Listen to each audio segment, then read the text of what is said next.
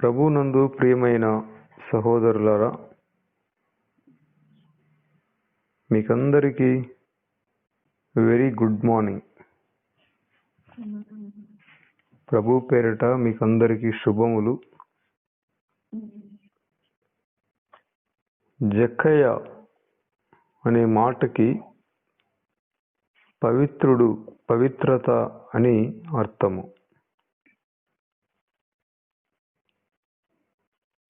మంచి దర్శనముతో తల్లిదండ్రులు జక్కయ్యకి పేరు పెట్టారు.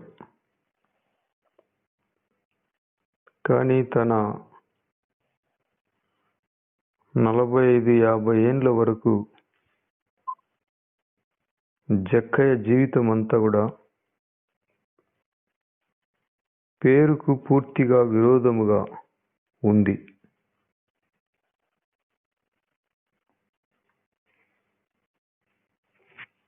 కానీ తన జీవితంలో ఆ పేరుకు తగిన బ్రతుకును యేసుక్రీస్తు దగ్గరికి వచ్చినప్పుడే అతనిలో మనం చూడగలం.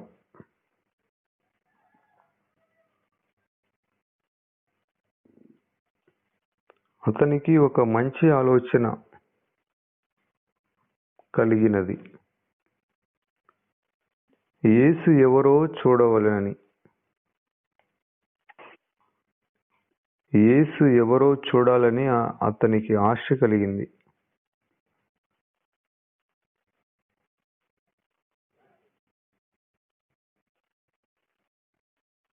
మతములు వెదకిన నిన్నే గదా, తపములు తరచిన నిన్నే గదా. మతములు వెదకిన నిన్నే గదా, తపములు తరచిన నిన్నే గదా. వ్రతములు చేసిన నిన్నే గదా, యాగము చేసిన నిన్నే గదా. హే ప్రభు యేసు, హే ప్రభు యేసు, హే ప్రభు దేవసుతా, సిల్వధరా, పాపహరా, శాంతికరా. సిల్వధరా, పాపహరా, శాంతికరా. మతములు వెదకిన, తపములు తరచిన, వ్రతములు కోరిన, మరి యాగాదులు చేసిన, పరోక్షంగా అవన్నీ కూడా యేసుక్రీస్తుకే చెందుతాయి. సత్యం అనేది బహు దూరముగాను లోతుగాను ఉన్నది. మానవుడు ఇంకిత జ్ఞానముతో ఆలోచన చేస్తే దూరముగా బహు లోతుగా ఉన్న సత్యము ప్రభు అయిన యేసుక్రీస్తు సూక్ష్మములోనే, సమీపముగానే దొరుకుతాడు. లోకంలో అనేక రకాల మతాలు, వ్రతాలు, తపములు, రకరకాల దైవాన్వేషణలు ఉన్నాయి. వారు గనుక సత్యమును అన్వేషించిన వారైతే తప్పకుండా యేసు ప్రభు వారికి దొరుకుతాడు. సత్య సంబంధి అయిన ప్రతి వాడు నా మాట వింటాడు. దుష్కార్యము చేసే ప్రతి వాడు వెలుగై ఉన్న యేసు ప్రభువును ద్వేషిస్తాడు. తెలియక అవిశ్వాసం వలన ఆయనకు విరోధమైన కార్యాలు చేసిన సత్యమును తెలుసుకోవాలనే ఒక వాంఛ మానవుడిని ప్రభు దగ్గరికి తీసుకొని వస్తుంది. దైవజనుడైన సాధు సుందర్ సింగ్ గారు చిన్ననాటి నుండి క్రీస్తుకి ఆయనకు చెందిన వారికి పూర్తిగా విరోధముగా ఉన్నాడు.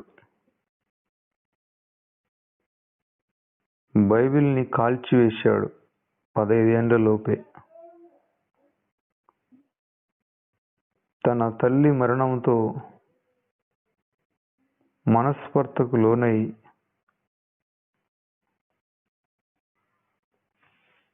సత్యాన్వేషణలో, దైవాన్వేషణలో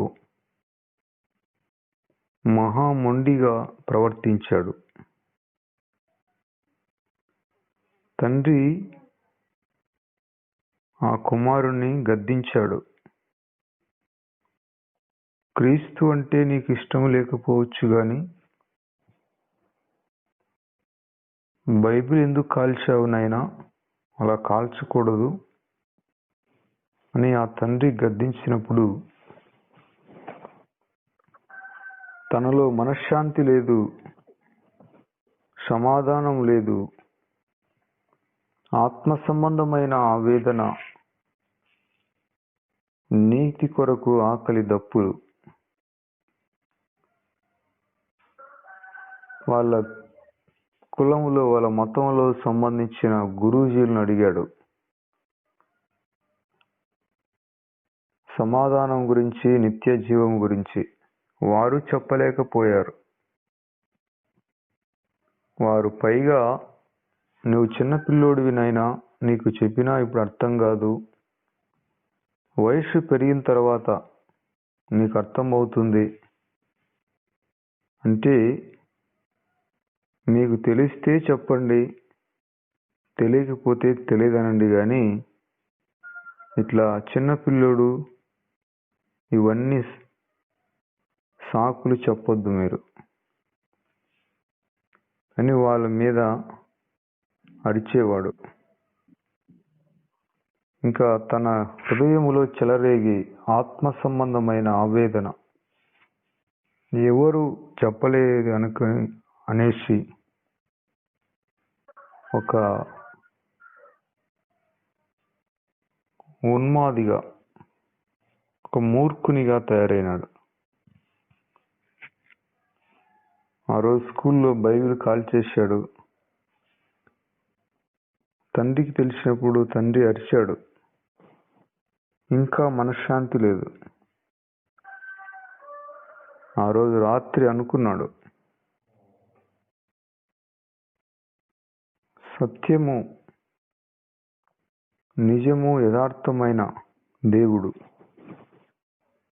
ఎవరో నాకు తెలియాలి. నా హృదయములో ఆవేదన ఉంది, సమాధానము లేదు.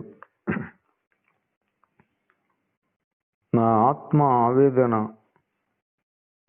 నా ఆత్మలో చెలరేగుతున్న కలవరాల్ని తీర్చగలిగిన ఆయన ఎవరో నాకు ఈరోజు రాత్రి కనబడాలి. ఇంకా ఉదయం నుండి భోజనం మానేశాడు.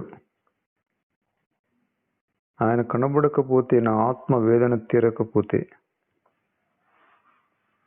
నేను రైలు కింద పడిపోతాను అనుకున్నాడు. తన హృదయములో అంతగా వేదన కలిగింది. తనకు ఎవరూ చెప్పలేకపోతున్నారు, తన ఆత్మ వేదన తీర్చలేకపోతున్నారు. ఆ రోజు తన గదిలో ఒంటరిగా కూర్చున్నాడు. ప్రభువు కోసము పరోక్షంగా వెతుకుతున్నాడు.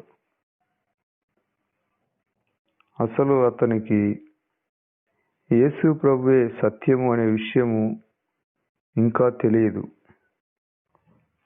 యేసు ప్రభు కనబడతాడని అతను ఊహించలేదు. సత్యమైన దేవుడా, సృష్టికర్త అని ప్రార్థన చేస్తున్నాడు. చీకటైపోయింది, రాత్రి 9 అయిపోయింది, అర్ధరాత్రి దాటిపోయింది, తెల్లవారి 4 దాటింది. సరిగ్గా ఈ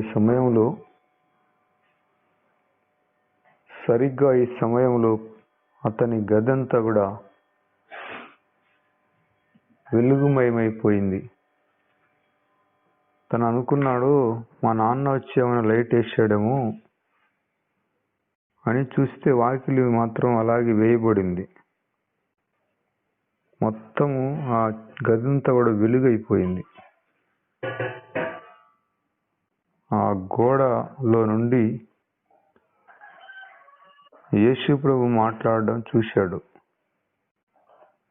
ఆ వెలుగు తనలో ప్రసరింపగానే తన ఆత్మలో అంతవరకు చెలరేగిన ఆ అశాంతి, కలవరం అంతా కూడా ఒక్కసారిగా తొలగిపోయి ప్రశాంతత కలిగింది, నెమ్మది కలిగింది, చల్లదనం కలిగింది. ప్రభువు మాట్లాడాడు కొన్ని మాటలు. ఇతను ఊహించలేదు యేసు ప్రభువే నా ఆత్మ వేదన తీర్చగలడు అని. నిజముగా ఆ రోజు తన జీవితం మార్చబడిపోయింది. మున్మాది పరిశుద్ధుడైనాడు. ప్రభు కోసం ప్రాణమైన ఇవ్వడానికి నేను వెనకాడునని ఆ రోజే తీర్మానం చేశాడు. ఆ రోజు నుండి తన జీవితంలో అంతవరకు వెతుకులాడిన సత్యము దొరికింది, సమాధానం దొరికింది. యేసు ప్రభువే ఆ సత్యమని, ఆయనే ఆత్మనాథుడని, ఆత్మలో చెలరేగే కలవరాలను తీర్చగలిగిన వాడు ఆయన ఒక్కడే అని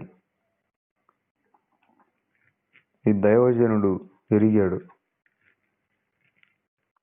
ఆ సమాధానంలో తన జీవితంలో పండగలాగున్నది.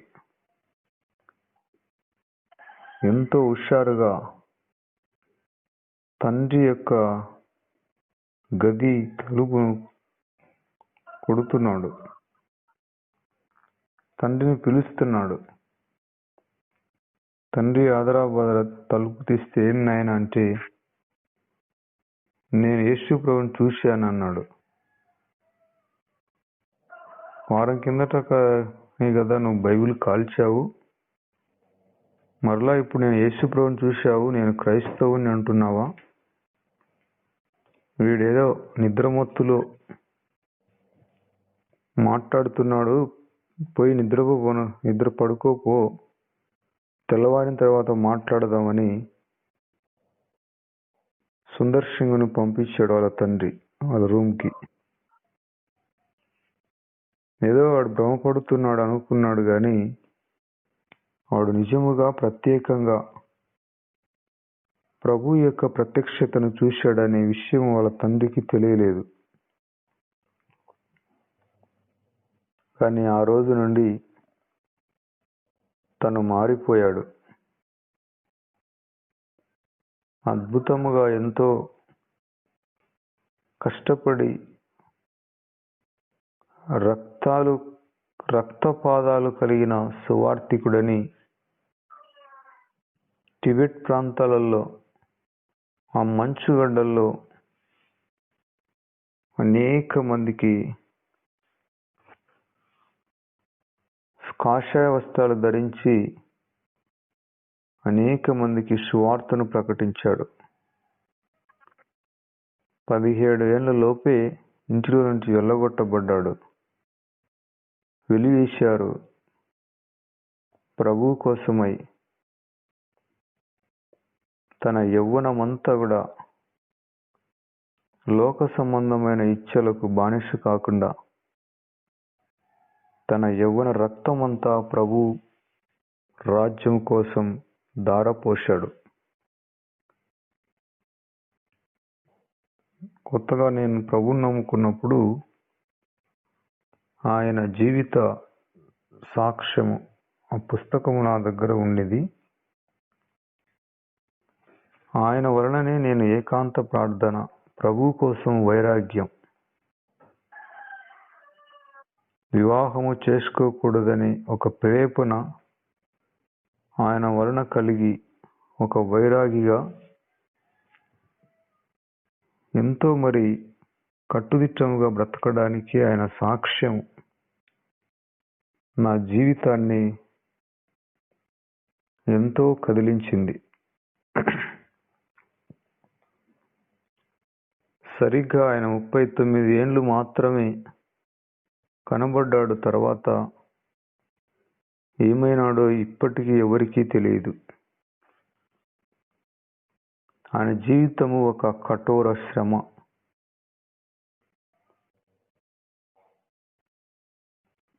అందుకే ఆయన దర్శనం నాలో అప్పుడప్పుడు కనబడుతూ ఉంటుంది. దైవజనుని యొక్క ఆలోచన ఏంటంటే, మన దేశ సాంప్రదాయం ప్రకారం మనము క్రీస్తును ఆరాధించాలి. విదేశీయుల పద్ధతి మన దేశంలో చేయకూడదు. మన దేశ ప్రకారం మనము ప్రభువును ఆరాధించడంలో తప్పేముంది? మన పద్ధతులు వారు అనుసరించటం లేదు కదా. వారి సాంప్రదాయంలో వారు ప్రభువును ఆరాధిస్తున్నారు. మన సాంప్రదాయం ప్రకారం మనం ప్రభువును ఆరాధిస్తే తప్పేంటి అని కాషాయ వస్త్రాలు ధరించాడు తను. నిజముగా అనేక రకాలైన ప్రజలను కలుసుకున్నాడు. చాలామంది ఇతన్ని హిందూ సాధువు అనుకునేవారు. కానీ ఈయన క్రీస్తుని గురించి సువార్త చెబితే నువ్వు క్రైస్తవ కుక్కవా అని అతన్ని వెలివేసేవారు. నిజముగా ఆయన ఆలోచన నాకు బాగా నచ్చింది. నేను అప్పుడప్పుడు కూడా చెబుతుంటాను, మన దేశ సాంప్రదాయంలోనే మనం ప్రభువును ఆరాధించాలి. విదేశీ సాంప్రదాయం మనకెందుకు? అది ఇప్పటికి కూడా నేను అనుసరిస్తూ ఉంటాను. ప్రియమైన సహోదరులారా, తను యేసు ప్రభువును చూశాడు. ఆయనలో ఉండే సమాధానం, నిత్య జీవం తన జీవితంలో ఎంత కఠోరమైన శ్రమకైనా తనను ముందుకు నడిపించింది. ఒక ప్రాంతానికి సువార్తకు వెళ్తే అక్కడ సువార్త ప్రకటిస్తే చనిపోయిన వాళ్ళని పాతి పెట్టరు. అదే ఆ ప్రాంతంలో ఒక పెద్ద బావి ఉంటుంది. దానికి పైన కప్పు ఉంటుంది, ఒక 5 అడుగుల ఆకారంలో. ఆ చనిపోయిన వాళ్ళందరినీ అక్కడ పడేస్తారు. ఆ బావిలో పైన మూతేస్తారు. ఈయనకి నువ్వు సువార్తను క్రీస్తుని ప్రకటిస్తావు ఇక్కడ అని ఆ పట్టణపు యొక్క లామా, అక్కడ ఉండే వాళ్ళందరూ బౌద్ధులు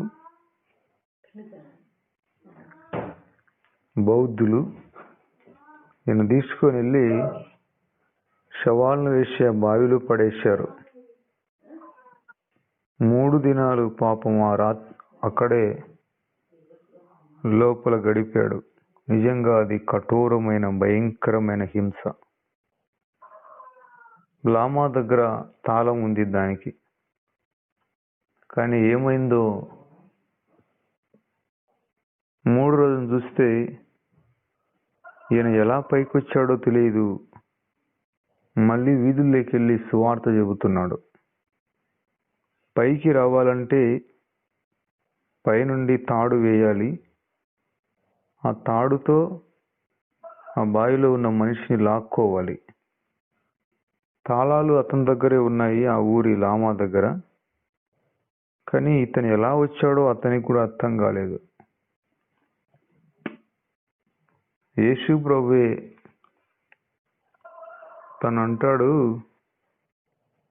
నాకు కూడా తెలియదు, పైన ఒక ఆయన ఉన్నాడు, ఆయన తాడు కిందికి వేశాడు, పట్టుకో అనే ఒక శబ్దం నేను విన్నాను. మరుక్షణంలోనే నేను పైకి వచ్చాను. ఆ రోజు ఇతనిని నువ్వు మా సామాన్యమైన వాడివి కాదని నిజముగా వాళ్ళందరూ కూడా ప్రభువుని నమ్ముకున్నారు. 3 దినాలు అక్కడ శవాలతో గడిపాడు. అవన్నీ చదువుతుంటే ప్రాణం తొలిచేస్తుంది. ప్రభు యొక్క సమాధానము అతని జీవితంలో ఎంత కఠోరమైన శ్రమకైనా వెనుకాడలేదు.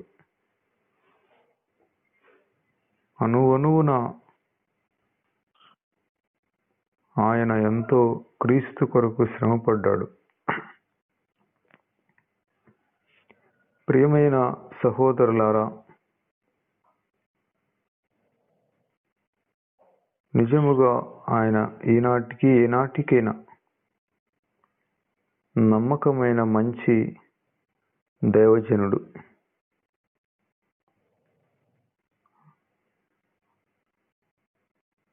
ప్రభు యొక్క సమాధానం ఒక వ్యక్తిని వాక్యం కోసము ఎంతకైనా శ్రమపడడానికి ఇష్టపడుతుంది.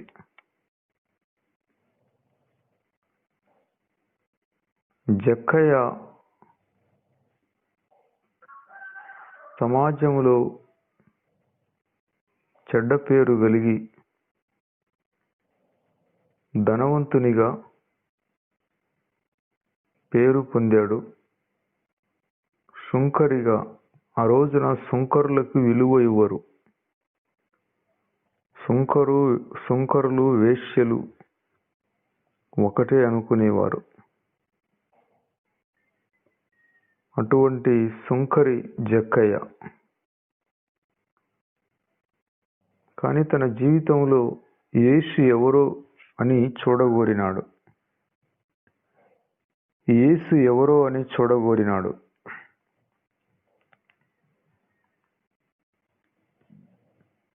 శిష్యులు ధోనిలో ప్రయాణం చేస్తున్నప్పుడు మరి ప్రభు తలగడ మీద తలవాల్చుకొని నిద్రపోవటం ధోనిలో.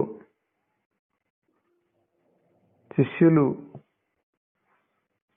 ఆ తుఫానుకి, ఆ చిన్న ధోని మీద చెలరేగిన గాలులకి భయపడి కలవరపడిపోయి ప్రభువును లేపటం, ప్రభువు లేచి గాలిని, సముద్రాన్ని గద్దించి మిక్కిలి నిమ్మలముగా మార్చటం, ఇదంతా చూసినప్పుడు శిష్యులు అనుకున్నారు, ఈయన ఎవరో, ఈయన ఆజ్ఞాపించగానే గాలి సముద్రం కూడా నిమ్మలమైపోయింది. ఈయన నిజముగా దేవుని కుమారుడు అనుకున్నారు. ప్రభువుతో మనం గడిపే కొలది, ప్రభువును మనం వెంబడించే కొలది, ఆయన అసలు సారూప్యం, ఆయన ఏమై ఉన్నాడో, ఆయన విశ్వరూపము మనకు బహాటముగా తెలుస్తుంది. మనల్ని వెదికే కొలది మనలో ఉండే దుర్బుద్ధులు, చెడ్డ గుణాలు బయటకు వస్తూ ఉంటాయి. చచ్చేంత వరకు మనల్ని వెతుకుతే, తవ్వుతే మున్సిపాలిటీ ట్రాక్టరు ఎప్పుడు కూడా మంచి వాటిని మోసుకొని వెళ్ళదు. ఏ రోజైనా అది వచ్చిందంటే వీధిలోకి చెత్తంతా, పనికిమాలిన కంపంతా పెట్టుకొని వస్తుంది. మానవుని జీవితం కూడా అటువంటిది. మన శరీరమందు మంచిది ఏది కూడా లేదు. మనల్ని వెదికే కొలది అనేకమైన చెడ్డ గుణాలు వస్తూనే ఉంటవి. మంచివి రావు. మంచివి ఏవైనా ఉన్నాయంటే అవి ప్రభువు నుండి వచ్చినవే. అలాగే యేసు ప్రభువును మనం వెదికితే ఆయన్ని వెదికే కొలది ఆయనలో ఉండే సద్గుణాలు, శ్రేష్టమైన గుణాలు, ఆయన సార్వభౌమత్వం మనకు బయటపడుతుంది ఒక్కొక్కటిగా. అందుకే నేను ఒక కొటేషన్ పెట్టాను వాట్సాప్లో నా నెంబర్కి. Jesus Christ is the answer. యేసు క్రీస్తే మనకు జవాబు, పరిష్కారం దేనికైనా, మరి దేనికైనా, ఎప్పటికైనా, ఏనాటికైనా. Jesus Christ is the answer. I am the way అన్నాడు ఆయన. నేనే మార్గం. నాకిక దారి లేదు, నాకిక బతుకు లేదు, నా బ్రతుకు ఇంతే అనుకుంటుంటారు. ప్రభు అంటున్నాడు, నేనే మార్గం.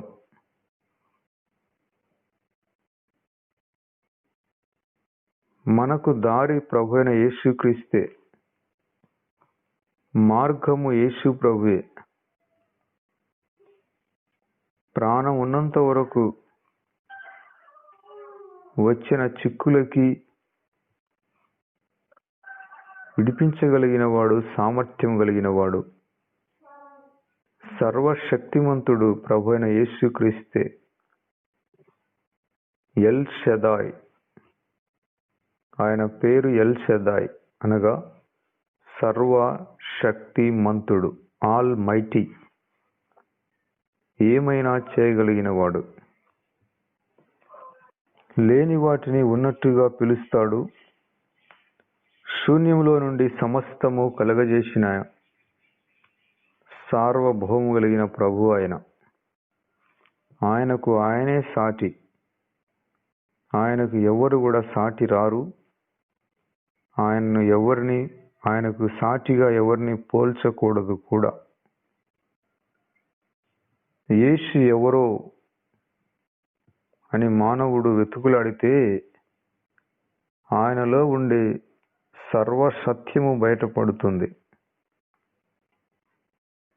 సేబాదేశపురాణి సొలొమోను యొక్క జ్ఞానమును తెలుసుకొని దూరదేశము నుండి, అనగా భూమి అంతముల నుండి యెరూషలేమునకు వచ్చింది. ఆయన మాటలు వినడానికి, ఆయన రాజ్యాన్ని, అంతఃపురాన్ని చూడడానికి. దేవుడు ఆశీర్వదించిన సొలొమోను యొక్క రాజ్యాన్ని, ఆయన హృదయములో ఉంచిన జ్ఞాన సూక్తులను వినడానికి ఆమె వచ్చింది. వస్తే అక్కడ చూసిన తర్వాత ఆమె అంటది,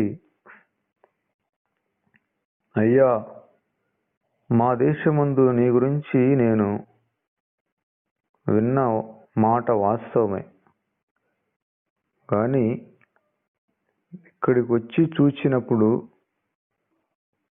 మా దేశంలో నేను విన్నది చాలా తక్కువ, కానీ ఇక్కడికి వచ్చి చూస్తే ఓ ఎంత అద్భుతముగా ఉన్నదో, ఎంత గొప్పగా ఉన్నదో. నేను ఏమో అనుకున్నాను, వీరు కల్పించి చెబుతున్నారు అనుకున్నాను. కానీ నేను విన్నదానికంటే చాలా ఎక్కువ ఇక్కడికి వచ్చి చూస్తే గాని నాకు అర్థం కాలేదు. అసలు విన్నదానిలో వారు నాకు సగం కూడా చెప్పలేదు ఇక్కడ ఉండే విషయాలన్నీ. నిజముగా నీ కీర్తి చాలా గొప్పగా ఉన్నదని ఆమె అంటది. మొదటి రాజులు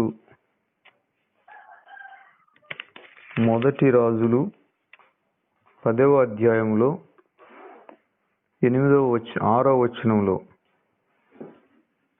నీ కార్యములను గూర్చియు జ్ఞానమును గూర్చియు నా దేశమందు నేను వినిన మాట నిజమే.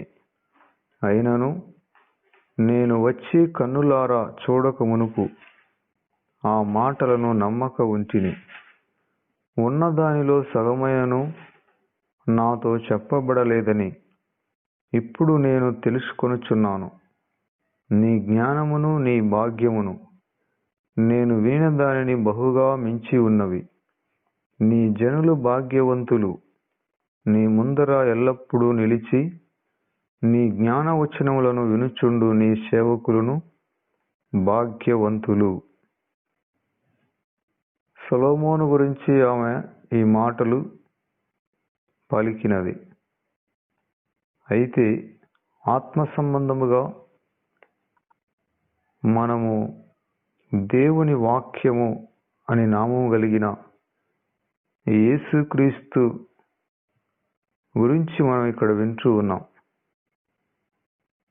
ఆయన కార్యములను, ఆయన జ్ఞానమును గూర్చి మనము చాలా తక్కువగా వినింటాం ఆయన దగ్గరికి రాకముందు.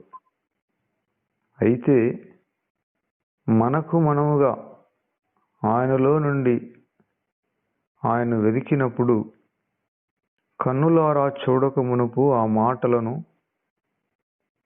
చెబుతుంటారులే వీళ్ళు మామూలే, చెప్పడానికే ఎన్నైనా చెబుతారు అని మనం దూరంగా ఉండి అనుకునింటాం. కానీ వ్యక్తిగతంగా యేసు ప్రభువును మనం ఎరిగినప్పుడు నిజముగా మనము విన్నదానికంటే ఇప్పుడు చూస్తే అసలు వారు మనకు సగం కూడా చెప్పలేదు వాళ్ళు. ఆయన జ్ఞానము, ఆయన భాగ్యము విన్నదానిని బహుగా మించి ఉన్నవి. ఆయన జనులు భాగ్యవంతులు, ఆయన ముందర ఎల్లప్పుడూ నిలిచి ఆయన జ్ఞానవచనములు వినేవారు ధన్యులు. ప్రియమైన సహోదరులారా, యేసు ప్రభు గురించి మీరు విన్నప్పుడు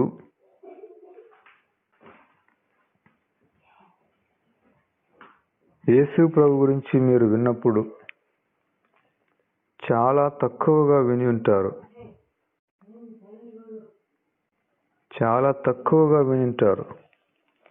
మనమందరం కూడా. కానీ వెదికే కొలది, ఆయనకు దగ్గరయ్యే కొలది ఆయన వాక్యంలో మనకు సగం కూడా తెలిసి ఉండలేదు. నిజముగా యేసు ప్రభు ఇంత గొప్పవాడ, ఆయనలో ఇంత సార్వభౌమత్వం ఉందా అని మనకు వ్యక్తిగతంగా తెలిసిపోతుంది. ఏదో కొద్దిగా చెప్పింటారు మనకు ప్రభు గురించి. కానీ ఆయనకు దగ్గరయ్యే కొలది, సమీపముగా వెళ్ళే కొలది అనేక విషయాలు మనకు తెలుస్తూ ఉంటాయి. నా మటుకు నేను ఆ విధముగా వ్యక్తిగతముగా యేసు ప్రభువును ఎరుగుదును. చెప్పేవారు వారు చెప్పిన దానికంటే కూడా ఇంకా ఎక్కువ వ్యక్తిగతముగా నేను ప్రభువును తెలుసుకున్నాను, ఎరిగాను. ప్రియమైన సహోదరులారా, యేసు ప్రభువుని గురించి చక్కగా ఆయన ఉత్తముడని రుచి చూచి ఎరగండి. ఎవరో చెప్పడం అని కాదు, వ్యక్తిగతంగా ప్రతి ఒక్కరు కూడా యేసు ప్రభువును ఎరగాలి. వెదకండి దొరుకుతాడు, తట్టండి తీస్తాడు, అడిగి చూడండి పొందుకుంటారు. కల్లుబుల్లి మాటలు కాదు, తీపి మాటలు కాదు, ఏదో పొద్దుపోని మాటలు కాదు ఇవి. వాస్తవమైన, సజీవమైన, యథార్థమైన మాటలు. ప్రియమైన సహోదరులారా, ఎవరికి వారు ప్రభువును వ్యక్తిగతముగా ఎరిగి ఉండాలి. నమ్మిన వారిని ఎరుగుదును గనుక నేను సిగ్గుపడను అన్నాడు దైవజనుడైన పౌలు. మనల్ని కూడా తను నమ్మిన వారిని ఆయన ఎరిగి ఉన్నాడు. మనం చెప్పుకోవడం కాదు, అది ఆయనకు కూడా తెలుసు.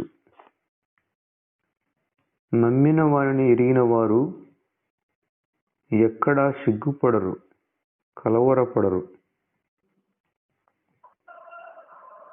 ఈ జక్కయ్య యేసు ప్రభువును చూడాలని వచ్చాడు. పొట్టివాడు గనుక జనులు గుంపు కూడి ఉండుట వలన చూడలేకపోయినాడు. చూడలేకపోయినంత మాత్రాన ఎన్నో రోజులుగా ఎదురుచూచిన ఈ ఎదురుచూపుని మొదట్లో చూడలేకపోయినా ప్రయత్నము మానుకోలేదు. జక్కయ్య పొట్టివాడైనందున జనులు గుంపు కూడి ఉండుట వలన మొదటలో చూడలేకపోయినాడు. అయినా కూడా ఎన్నో రోజుల నుండి ఎదురు చూసిన ఆ అవకాశాన్ని పోగొట్టుకొనక మరొక పద్ధతిలో ప్రభువును వెదకడానికి వెళ్ళాడు, చూడడానికి వెళ్ళాడు. యేసు ఆ మార్గమున రానై ఉన్నాడని జక్కయ్య ముందుగా పరిగెత్తుకొని వెళ్ళి ఆ మార్గములో ఉండి మేడి చెట్టుని ఎక్కాడు. పైనుండి యేసు ప్రభుని బాగా చూస్తాను అనుకున్నాడు. ఎందుకంటే అనేక మంది జనాలు ఆయన వెంట నడుస్తున్నారు. ఆయన్ను చూడలేకపోయినాడు, పొట్టివాడైనందున. పొట్టివాడైనా గట్టివాడు, అనుకున్నది సాధిస్తాడు. కనుక మరలా ప్రయత్నం చేశాడు. ఆ దారిలో ఉండి మేడి చెట్టుని ఎక్కాడు. మేడి చెట్టు దగ్గరికి ప్రభు వచ్చాడు. జనసమూహాలు సాగి వెళ్తున్నారు. సరిగ్గా మేడి చెట్టు దగ్గరికి ప్రభు వచ్చి ఆగిపోయాడు. కన్నులెత్తి జక్కయ్యను చూచాడు. చూడండి, జక్కయ్య యేసు ప్రభు అలా వ్యవహరిస్తాడని అనుకోలేదు. తను రహస్యంగా దూరముగా ఉండి ప్రభువును చూడాలనుకున్నాడు. ఆయన నన్ను పలకరించకూడదు, నేను ఆయన దూరంగా ఉండి చూడాలి అనుకున్నాడు. అందుకే మేడి చెట్టు ఎక్కాడు. ఆయన్ని చూద్దాం అనుకున్నాడు బాగా కన్నులారా. అయితే యేసు ప్రభు కన్నులెత్తి జక్కయ్యను చూశాడు. మేడి చెట్టు మీద ఉన్న జక్కయ్యని చూసి అన్నాడు, జక్కయ్య, త్వరగా దిగుము, నేడు నేను నీ ఇంట ఉండవలసి ఉన్నది అని అన్నాడు. నిజముగా జక్కయ్యకు ఆశ్చర్యం అనిపించింది. ఈయనకు నా పేరు ఎలా తెలుసు? నేను ఈయన ఎప్పుడు చూడలేదు. ఈయన నన్ను ఎప్పుడు చూశాడు? నా పేరు ఎలా తెలుసు ఈయనకి? జక్కయ్యకు అర్థం కాలేదు. ఆశ్చర్యం అనిపించింది. గుండె బద్దలైపోయింది. ఎక్కడ లేని సంతోషంతో, నేడు నేను నీ ఇంట ఉండవలసి ఉన్నది, త్వరగా దిగిరమ్ము అన్నాడు. ఇంకా జక్కయ్య సంతోషానికి అవధులు లేవండి. అతడు త్వరగా దిగి సంతోషంతో ఆయనను చేర్చుకున్నాడు. త్వరగా ప్రభు అన్నాడు, త్వరగా దిగిరా అన్నాడు. జక్కయ్య కూడా త్వరగా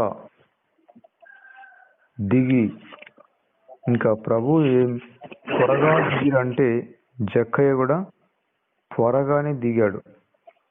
సంతోషంతో ఆయనను చేర్చుకున్నాడు. తన ఇంటిలో ఆ రోజున యేసు ప్రభువుకి గొప్ప విందు భోజనాన్ని పెట్టాడు. ఆ ఇంటికి రక్షణ వచ్చింది. ఆ ఇంటిలో జీవపు వెలుగు కలిగింది. ఆ ఇంటిలో పరలోక సంబంధమైన వాతావరణం కలిగింది. సంతోష సమాధానాలు ఆ ఇంటిలో ప్రవహించాయి. ఆ ఇల్లు అబ్రహాము కుమారుని ఇల్లుగా మారిపోయింది. రక్షణ పొందిన ఇంటిగా మారిపోయింది.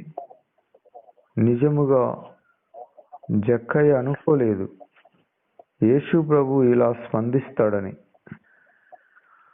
నేనేదో ఆయన్ని దూరంగా చూసి నా మార్గాన్ని నేను వెళ్ళిపోదాం అనుకున్నాను. కానీ ఆయన నన్ను పేరు పెట్టి పిలుస్తాడని కానీ, నన్ను పలకరిస్తాడని కానీ నేను ఊహించలేదు అనుకున్నాడు. తన జీవితంలో ఎంతో సంతోషం. తన హృదయం మారిపోయింది. డబ్బు గురించిన వాంఛ తొలగిపోయింది. లోభితనం తొలగిపోయింది. ఆ రోజున యేసు ప్రభువుకి గొప్ప విందు చేశాడు. చాలామంది వచ్చారు అక్కడికి. ఇల్లంతా సంతోష సంభ్రమాలతో మునిగిపోయింది. ఎన్నడూ లేని సంతోషం, ఎప్పుడు లేని ఆనందం జక్కయ్య అనుభవించాడు. జక్కయ్య జీవితంలో ఆ రోజు పండగ, పరలోక సంబంధమైన విజయోత్సవం జరుపుతున్నాడు. ఓ, జక్కయ్య ఎంతగానో సంతోషించాడు. యేసు ప్రభు తన హృదయంలోనికి వచ్చాడు, తన ఇంటిలోనికి వచ్చాడు. తన హృదయంలో గొప్ప సంతోషము ప్రవహిస్తూ ఉంది. సంతోషంగా ప్రభువును తన ఇంట చేర్చుకున్నాడు. సనుక్కుంట కాదు, గొనుక్కుంట కాదు, విధి లేక కాదు, సంతోషంగా ప్రభువును చేర్చుకున్నాడు.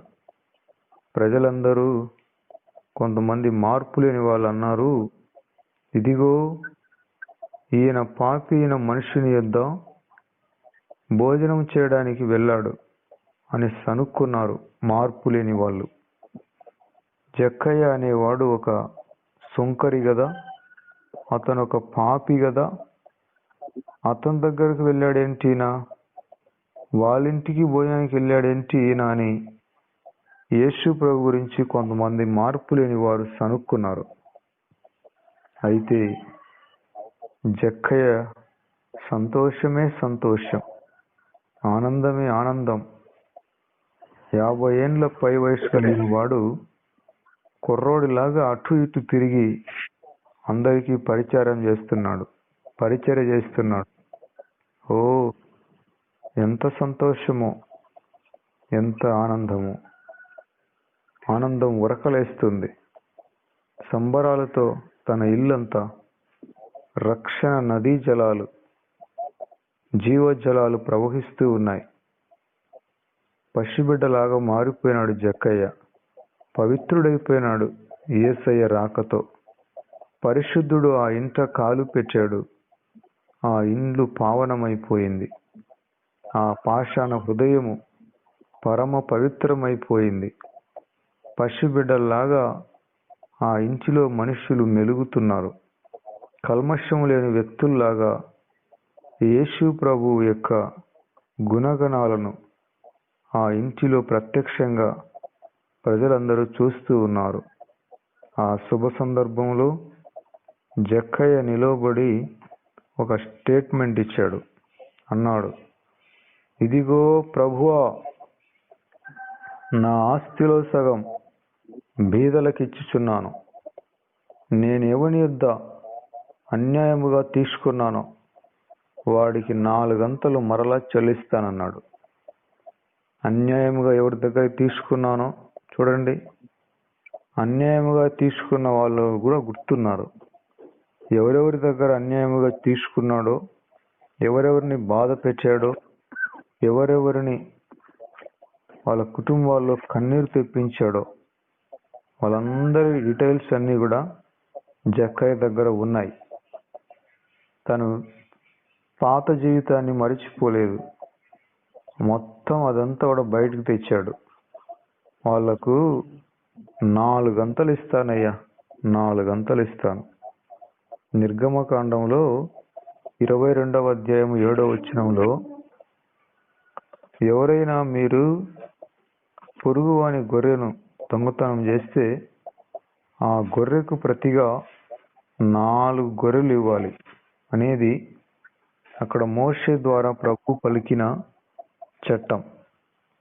ఇప్పుడు జక్కయ్య ఆ మాటే పలుకుతున్నాడు. నేను ఎవని యొద్దనైనా అన్యాయముగా దేనినైనా తీసుకుంటే అతనికి 4 అంతలు చెల్లిస్తాను. 4 అంతలు.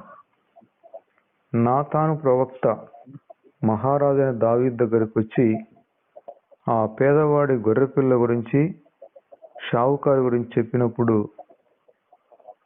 దావీదు అనుకున్నాడు, వాడెవడో పేదవాని గొర్రెను అన్యాయముగా చంపాడా, ఆ గొర్రెకు ప్రతిగా వాడు 4 గొర్రెలను ఇవ్వాలన్నాడు. అప్పుడు నాతాను ప్రవక్త, ఆ మనుష్యుడవు నీవే అన్నాడు. అంటే తీసుకున్న దానికి అన్యాయముగా 4 అంతలు చెల్లించాలి. ఇప్పుడు జక్కయ్య అదే పలుకుతున్నాడు. అయ్యా, నేను 4 అంతలు ఇస్తానయ్యా, 4 అంతలు ఇస్తానయ్యా. మొత్తం నా ఆస్తిలో సగం బీదలకు ఇచ్చుచున్నాను. మిగిలిన సగము అన్యాయముగా తీసుకున్నాను ఎవరి దగ్గర వాళ్ళకి ఇచ్చేస్తానయ్యా.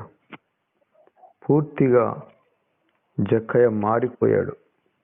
ఒక మనిషి మారాడంటే డబ్బు విషయంలో వ్యామోహాన్ని జయిస్తాడు. డబ్బు పిచ్చి ఉండదు. మనము అంతకు ముందే చూశాం కదా, 18వ అధ్యాయంలో 18 నుండి ఆ కింది వచనాలలో యవనస్తుడు, ధనవంతుడు, అధికారి నిత్య జీవానికి వారసుని కావాలంటే నేనేమి చేయాలి సద్బోధకుడా అన్నాడు. ప్రభు ఆజ్ఞలు పాటించమన్నాడు. అవి నా బాల్యం నుండి అనుసరిస్తున్నానయ్యా అన్నాడు. అయితే నీకు ఒకటి కొదువుగా ఉన్నది. నీవు ధనవంతుడివి కదా, నీ ఆస్తిని అమ్మి బీదలకిమ్ము, నీవు వచ్చి నన్ను వెంబడించు అన్నాడు. పరలోకముందు నీకు ధనము కలుగునన్నాడు. ఆ మాట వినగానే హుషారుగా ఆసక్తిగా వచ్చిన ఆ ధనవంతుడు యవనస్తుడు ముఖం మార్చుకుని మిక్కిలి దుఃఖపడుచు ఇంకా సందు ఉన్నవాడు కాదు, పారిపోయాడు. కానీ జక్కయ్య ఆ రకం కాదు. ఇతను కూడా ధనవంతుడే, చాలా డబ్బులు కలిగి ఉన్నాడు, చాలా ఆస్తులు కలిగి ఉన్నాడు. కానీ తను యేసు ప్రభు దగ్గరికి వచ్చాడు. అతను వచ్చాడు, ఈయన వచ్చాడు, జక్కయ్య వచ్చాడు. కానీ ఇద్దరిలో జక్కయ్య జీవితం చూడండి. యేసు ప్రభు ఆ మాట చెప్పకముందే హృదయంలో కలిగిన మార్పును బట్టి ప్రాముఖ్యంగా ధనం విషయంలో తన తీర్మానాన్ని ప్రకటించాడు జక్కయ్య. మార్పు కలిగిన వారు ధనం విషయంలో వ్యామోహాన్ని జయిస్తారు. వారికి దేవుడు అన్నిటికంటే ప్రాముఖ్యము గాని ధనమును వారు ప్రాముఖ్యముగా ఎంచరు. కొంతమంది నమ్ముకున్న వాళ్ళు కూడా డబ్బులు 10 రూపాయలు కానీ 50 రూపాయలు కానీ 100 రూపాయల నోటు కానీ కింద పడిపోతే కళ్ళకు అద్దుకునే వాళ్ళు ఉన్నారు. కొంతమంది నమ్ముకున్నాము అనే వాళ్ళు కూడా 100 రూపాయల కింద పడిపోతే కళ్ళకు అద్దుకునే వాళ్ళు ఉన్నారు.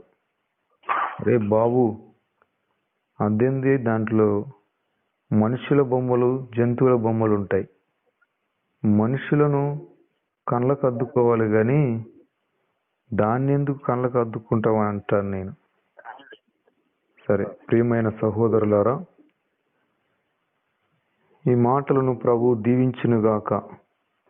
పాట పాడుకుని ప్రార్థనతో ఈ ఉదయకాలం ప్రేమగల పరమ తండ్రి, నశించిన దానిని వెదకి రక్షించడానికి వచ్చిన ప్రభువా మీకు స్తోత్రాలు. తండ్రి, జక్కయ్య హృదయాన్ని, ఆయన ఇంటిని పరలోక సంబంధమైన వాతావరణంతో నింపినావు ప్రభువా. మా సరిహద్దులను పరలోక సంబంధమైన వాతావరణం ప్రభావంతో నింపినందుకు స్తోత్రాలు. ధనము గురించిన సమస్త విషయమైన వ్యామోహములను మా హృదయములో ఎక్కడైనా కలిగి ఉన్నామేమో వాటిని తొలగించండి. సంతోషము, సమాధానము, పరిపూర్ణమైన మార్పుని మాకందరికీ దయచేయండి. దేవా మీకు వందనాలు. యేసుక్రీస్తు నామములో అడుగుచున్నాము తండ్రి. ఆమేన్, ఆమేన్. అందరికీ వందనాలమ్మా. దేవునికి స్తోత్రాలు.